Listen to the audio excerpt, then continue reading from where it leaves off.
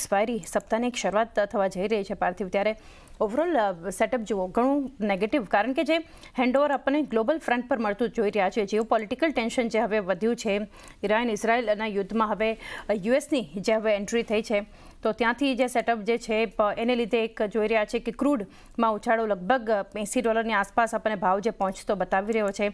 આ સિવાય જે અત્યારે ઓવરઓલ જોવા જઈએ તો કઈ રીતે આ તમે જોઈ રહ્યા છો જે ડેવલપમેન્ટ આપણને જીઓ પોલિટિકલ ફ્રન્ટ પર જે અનસર્ટિનિટી અને જે ટેન્શન વધતું જોઈ રહ્યા છે? Good morning. Yes, definitely. I think the last week na the geopolitical tensions thaya છે, ખાસ કરીને with US getting involved અને 3 nuclear facilities ઉપર US bombing કર્યું છે. I think that certainly tends to escalate the war. And more importantly, I think જે important transit route છે for a lot of global crude carriers. I think જો Iran Strait Hormuz બંધ કરે છે, તો I think that is something which will temporarily spike the crude oil by at least $50 to $20. એટલે yes, I think short to medium term definitely આ બધી volatility markets ને impact કરશે, કારણ કે ઇન્ડિયાના જે macros છે ખાસ કરીને એ strong હતા, which was also attributed to the fact કે inflation trajectory lower હતી. Crude oil I think સતત જે almost high માં $90 પહોંચી ગયેલું, it had come down to almost $62, $63, જે હવે પાછું almost $13-14 વધ્યું છે. So I think RBI ગવર્નરે છેલ્લા જે 2 રેટ કટ કર્યા was also attributed to the fact કે inflation is coming down, અને એ પ્રતાપે I think કર્યા છે, અને એટલે જ આપણે જોયું કે છેલ્લા 2 સેશનમાં આપણી જે કરન્સી છે એ કાઇન્ડ ઓફ થોડીક ફાસ્ટર ડેપ્રિશિએટ થઈ છે. So it's a little challenging time, કારણ કે definitely I think RBI governor was focusing on growth, so is the government, and government spending પણ આ વર્ષ આપણે જોઈશું કે ગ્રાઉન્ડ લેવલ પર વધતું દેખાશે. પણ with such geopolitical tensions I think થોડુંક short to medium term issues થાય છે. But I think markets have been so far very resilient. પણ અમને એવું લાગી રહ્યું છે કે જો માર્કેટ્સમાં આ પ્રકારના ન્યૂઝના લીધે 5 to 7% જેવું કરેક્શન આવે તો becomes a very good opportunity for re-entry.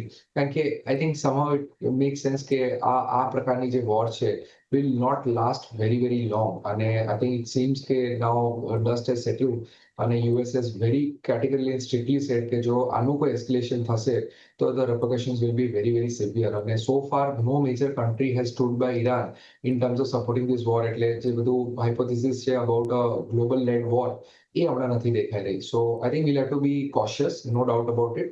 પણ આ લેવલ્સ ઉપર એકદમથી એન્ટ્રી ના કરવી માર્કેટમાં. Let 1 or 2 week go dust settle અને પછી આપણે કોલ લઈ શકીએ. ડેફિનેટલી તે એક વ્યૂ ઓવરઓલ બજાર માટે, અને જે રીતે પાર્થિવે પણ જણાવ્યું ઘટાડો અગર આવે પણ છે, ઓવરઓલ એક નેગેટિવ સેટઅપ સાથે આજે શરૂઆત કરવાની છે, તો એક સારી ખરીદદારીની ઓપોર્ચ્યુનિટી પણ જોવી જોઈએ. જૈનમ બ્રોકિંગ લિમિટેડના કિરણ જાની પણ હવે આપણી સાથે જોડાઈ ગયા છે. કિરણ, ગુડ મોર્નિંગ, સ્વાગત છે આપનું શો પર. અને હવે ટેકનિકલ સેટઅપ સમજીએ માર્કેટ માટે, કારણ કે જે શુક્રવારે એક શોર્ટ કવરિંગ સાથે આપણને ક્લોઝિંગ જોવા મળ્યું છે. નિફ્ટી બેંક 1.25% આસપાસની મજબૂતી, ઘણી ક્લોઝિંગ તમે જુઓ તો કે રિકવરી સાથે હતું. માર્કેટ બીજ સુધરતી આપણને જોઈ રહ્યા હતા, પરંતુ ફરી જે હવે મંથલી એક્સપાયરી છે એટલે ઘણું મહત્વનું સપ્તાહ રહેશે કિરણ. એમાં આજે પણ ઘટાડાની શરૂઆત છે જીઓ પોલિટિકલ ટેન્શન અને ડેવલપમેન્ટની વચ્ચે. કઈ રીતે તમે જોઈ રહ્યા છો, કયા લેવલ્સ હવે ધ્યાનમાં રાખવા જોઈએ, સ્ટ્રેટેજી શું હોવી જોઈએ? Very good morning everyone. So over the weekend આપણે જોયું કે જીઓપોલિટિકલ ટેન્શનના કારણે અત્યારે આપણને ગેપ ડાઉન ઓપનિંગ જરૂરથી જોવા મળશે, પરંતુ ટેકનિકલી અગર આપણે વાત કરીએ તો 25,000-25,200 એક સપ્લાય ઝોન યા તો રેઝિસ્ટન્સ ઝોન પણ છે. આપણે મંથલી એક્સપાયરીના વીકની અંદર એન્ટર કરી રહ્યા છીએ આજે, અને જેવી રીતે મંથલી એક્સપાયરીમાં આગળ પણ આપણે જોયું હતું, આ ત્રીજી વખત છે કે માર્કેટ 25,000-25,200ની રેન્જમાં આવી રહ્યું છે. અને જ્યારે પણ માર્કેટ આ રેન્જમાં આવે છે ત્યારે આપણે કંઈક ને કંઈક ડોમેસ્ટિક યા તો જીઓપોલિટિકલ ટેન્શન જોતા હોઈએ છીએ, અને ત્યાંથી આપણને એક પ્રોફિટ બુકિંગ મૂવ આવતો દેખાય છે. પરંતુ જે રીતે ફ્રાઇડેના સેશનમાં વીકલી ક્લોઝિંગ તમે જોઈ લો, તો ફ્રાઇડેના સેશનમાં ડેલી ક્લોઝિંગ જે રીતે આવ્યું હતું લાસ્ટ વીકમાં, તો એ ઘણું સ્ટ્રોંગ હતું. મારા હિસાબે એક વખત માટે જો કોઈ ગેપ ડાઉન મળે છે 25,000ની આજુબાજુ, તો ત્યાં એક વખત માટે ડેફિનેટલી બાય ઓપોર્ચ્યુનિટી શોધવી જોઈએ. અને આજે છે ટેકનિકલી સ્પેસિફિક કોલ છે, 24,800નો એક સ્ટ્રિક્ટ સ્ટોપ લોસ રાખવો જોઈએ, કારણ કે આપણે જોયું કે 24,800 લેવલ નથી બ્રેક થતું. ઇનફેક્ટ અગર તમે જોશો તો as a investor point of view 24,500 જ્યારે લાસ્ટ વીકના મંડે આપણે સ્ટાર્ટિંગ કરી રહ્યા હતા ત્યારે પણ એક મોટું ગેપ ડાઉન જ થવાનું હતું, અને આપણે ત્યારે પણ ડિસ્કસ કર્યું હતું કે ભાઈ આજે બીજી પણ કોઈ ઘટાડો આવ્યો છે 24,500 24,600 વચ્ચે ત્યાં લોંગ કરીને જાઓ, 24,400ની નીચેનો સ્ટોપ લોસ રાખો. તો 24,500ની આજુબાજુ લાસ્ટ વીકથી આપણે સ્ટાર્ટ કર્યું હતું, આપણે 25,100 પાસે આવી ગયા છે.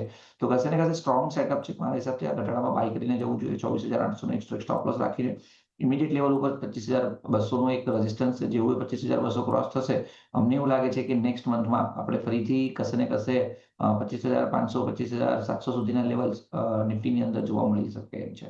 બેંક નિફ્ટીની વાત કરીએ તો 55,800 નું લેવલ ઘણું એક રેઝિસ્ટન્સ ફેસ કરી રહ્યું હતું. ઇનફેક્ટ આપણે લાસ્ટ 15 દિવસમાં જોયું હતું કે 55,800 ક્રોસ થતું હતું. 2 દિવસમાં 55,800 થી 57,000 સુધીની રેલી આપણે જોઈ. હવે ફરીથી માર્કેટ 55,800 ની નીચે હતું. ફ્રાઈડે 55,800 ની ઉપર સસ્ટેન થયું છે, તો કશે ને કશે it is very good chances કે અહીંયાથી એક વખત માટે કોઈ પણ ઘટાડો અગર મળે છે આપણને, તો લોંગ કરો. 55,800 નો એક સ્ટોપ લોસ છે, તો 55,500 નો એક સ્ટોપ લોસ રાખો. અને આ વીક મંથલી એક્સપાયરી અમને એવું લાગે છે કે 57,000 ની આજુબાજુ આવી શકે એવું છે. સો ડેફિનેટલી મારા હિસાબથી બંને ઇન્ડેક્સીસમાં ઘટાડે બાય કરવાની સલાહ રહેશે. બા